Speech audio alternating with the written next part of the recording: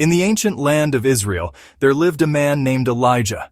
He lived in a time when it never rained, and everything was dry. Rivers dried up, crops withered, and the earth cracked under the scorching sun. People were worried, but Elijah believed that God would help them.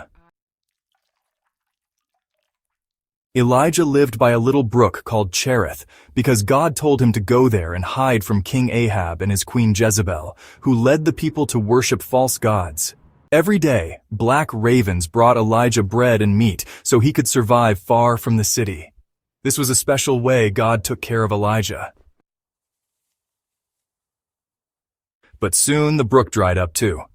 So God sent Elijah to a town called Zarephath. There he met a widow who was running out of food. Elijah told her something amazing. If she shared her food with him, God would make sure her food didn't run out until it rained again. And that's exactly what happened. Her jar of flour and jug of oil never ran out. The widow had a son who got very sick. He stopped breathing and died. Elijah was very sad and prayed to God, and miraculously, the boy started breathing again. The woman was so happy and knew that Elijah was truly close to God. One day, God told Elijah to confront King Ahab and challenge him to a test to prove whose God is real. He went to a place called Mount Carmel to show the people who the real God was. He challenged the prophets of a false god, Baal. They both would sacrifice a bull on an altar, but they wouldn't start the fire themselves. The prophets of Baal tried all day, but nothing happened. Then it was Elijah's turn. He repaired the altar of God that had been broken, placed his sacrifice upon it, and even poured water over it. He prayed, and suddenly, fire came down from the sky and burned up his sacrifice. Everyone was amazed and realized that Elijah's God was the real God. After this, Elijah prayed for rain on top of Mount Carmel.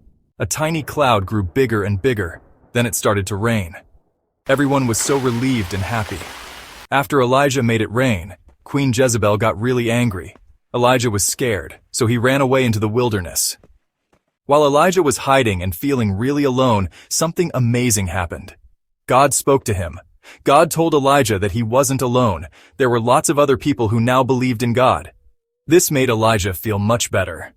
God also told him about new things to do and about a man named Elisha, who would help him and one day be his successor. One day when he was with Elisha, a fiery chariot with fiery horses came and took Elijah right up to heaven. Elijah's journey was filled with miracles and the power of God. Read 1 Kings 19. It teaches us about having faith and trusting in God even when things seem really tough. If this video inspired you, like and share.